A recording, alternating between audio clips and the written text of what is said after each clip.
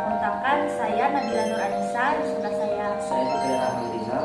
saya Jude Hairul. Saya Sandy. Pada video kali ini kami akan membahas cara mengurangi dampak pembakaran senyawa karbon terhadap lingkungan dan kesehatan. Oke, sebelum kita ke inti, alangkah baiknya kita memahami dulu apa itu senyawa karbon, pembakaran, dan apa saja dampak yang ditimbulkan oleh pembakaran tidak sempurna. Senyawa karbon adalah senyawa yang tersusun dari atom C atau atom karbon dan merupakan salah satu senyawa yang memicu kerusakan lingkungan. Nah, selanjutnya di sini saya akan menjelaskan sedikit pengertian pencemaran udara. Pencemaran udara sendiri adalah masuknya atau dimasukkannya zat energi dan komponen lain dalam udara oleh kegiatan manusia sehingga mutu udara turun sampai ke tingkat tertentu yang menyebabkan udara tidak dapat memenuhi kadar yang semestinya. Pencemaran udara dapat terjadi akibat peningkatan bahan bakar fosil untuk transformasi dan aktivitas manusia lainnya. Proses pembakaran menghasilkan zat-zat seperti belerang dioksida, nitrogen dioksida, timbal, dan merkuri. Jika pencemaran udara terjadi di udara terbuka, maka titik senyawa asam akan bereaksi dengan titik-titik air di awan sehingga mengakibatkan turunnya hujan asam. Untuk materi selanjutnya akan disampaikan oleh teman saya.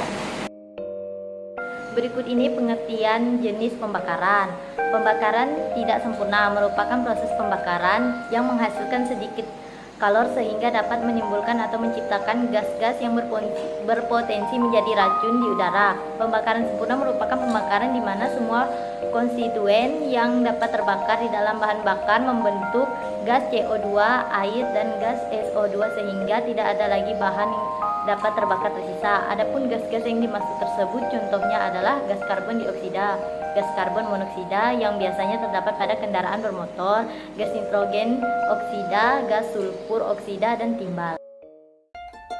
Kerusakan yang dapat ditimbulkan oleh gas tersebut dapat dibagi menjadi dua.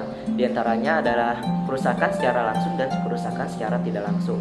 Kerusakan secara langsung contohnya adalah kerusakan yang terjadi pada makhluk hidup seperti iritasi pada saluran pernapasan akibat terlalu banyak menghirup gas tersebut, iritasi pada mata, sakit kepala, gagalnya fungsi otak, gagalnya fungsi saraf, dan gagal ginjal.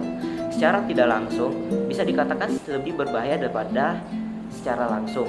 Contohnya ada perintisan-lapisan ozon, pemanasan global akibat efek rumah kaca yang ditimbulkan dari gas karbon dioksida dan beberapa contoh lainnya. Atas kerusakan yang telah disebutkan tadi, sudah sewajarnya bagi manusia untuk melakukan kegiatan preventif atau pencegahan guna mencegah terjadinya kerusakan lingkungan. Cara untuk melakukan preventivitas yang pertama akan disampaikan oleh Fikri. Pertama, memastikan pembakaran berlangsung sempurna agar tidak timbul karbon monoksida bila senyawa hidrokarbon dibakar pada kondisi di mana oksigen kurang, akan terjadi pembakaran tidak sempurna. Pada pembakaran tidak sempurna ini timbul gas karbon monoksida yang berbahaya bagi kesehatan. Gas karbon monoksida bersifat beracun pada manusia karena mengikat hemoglobin di dalam darah dan mengakibatkan oksigen sulit dibawa oleh darah. Akibatnya sel tubuh akan kekurangan oksigen dan sel akan rusak hingga menyebabkan kematian. Oleh karena itu, pembakaran hidrokarbon harus dipastikan dilakukan dengan oksigen khusus, misalnya dengan memberikan ventilasi dengan baik. Yang kedua, bisa dengan cara melakukan penanaman tumbuhan reboisasi sebagai penyerap karbon dioksida. Meski tidak beracun seperti karbon monoksida, gas karbon dioksida CO2 memiliki akibat buruk bagi alam. Gas ini adalah gas rumah kaca yang menyerap panas. Meningkatnya gas ini menyebabkan pemanasan suhu atmosfer bumi dan perubahan iklim. Jika hal ini terus terjadi, maka akan menipisnya lapisan ozon. Oleh karena itu, menanam tumbuhan yang menyerap karbon dioksida lebih tepatnya jika kita menanam pohon di pinggir jalan, dikarenakan pepohonan dapat menyerap karbon monoksida, menghasilkan oksigen, pohon membersihkan udara, dan mengurangi emisi perubahan iklim. Maka sudah jelas, bukan dari yang saya jelaskan, menunjukkan bahwa pohon di pinggir jalan dapat mengurangi polusi dan juga menyebabkan berkurangnya kandungan CO2.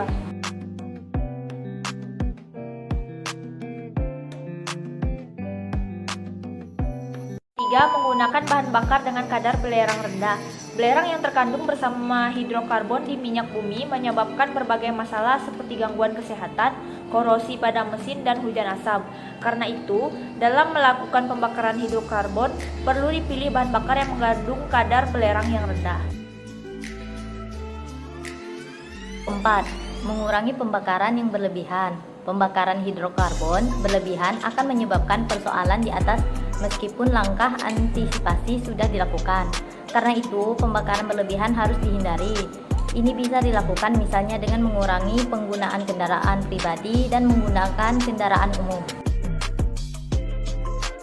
Selanjutnya, marilah kita mengurangi penggunaan bensin yang mengandung timbal. Karena di sini bensin merupakan salah satu penyumbang terbesar dalam kendaraan bermotor yang berpotensi menghasilkan gas beracun seperti yang kami sebut tadi. Keenam, memelihara alat pembakar.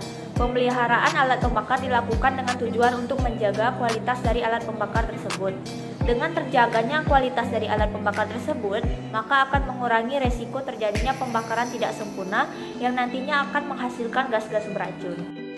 Gunakan alat-alat yang dianggap ramah lingkungan seperti tenaga baterai dari listrik serta tenaga cahaya matahari yang nantinya akan diubah menjadi panel surya. 8. Menghemat penggunaan bahan bakar bensin dengan tidak menggunakan kendaraan pribadi atau lebih memilih menggunakan kendaraan umum. 9. Menjaga pola hidup sehat dengan melakukan olahraga dan mengonsumsi makanan-makanan sehat serta bergizi. Akhir, mari kita mengganti sumber energi. Cari yang sifatnya seperti minyak bumi menjadi energi yang bersifat non-petroleum, seperti gas ala metanol, hidrogen, dan sebagainya yang dapat menghapus penyumbatan pada knalpot kendaraan bermotor. Kesimpulan dari pembahasan yang kami bahas adalah mengenal pentingnya peran kita sebagai manusia dalam menjaga lingkungan sekitar. Dari sini kami harap kita sama-sama dapat belajar dan mengetahui cara-cara yang dapat dilakukan sebagai kegiatan preventivitas untuk menjaga keasrian lingkungan kita. Baik, sekian yang dapat kami sampaikan atas pembahasan cara mengatasi dampak pembakaran senyawa karbon terhadap lingkungan dan kesehatan. Kami mohon maaf jika ada kekurangan dan kesalahan dalam penyampaian. Terima kasih. Wassalamualaikum warahmatullahi wabarakatuh.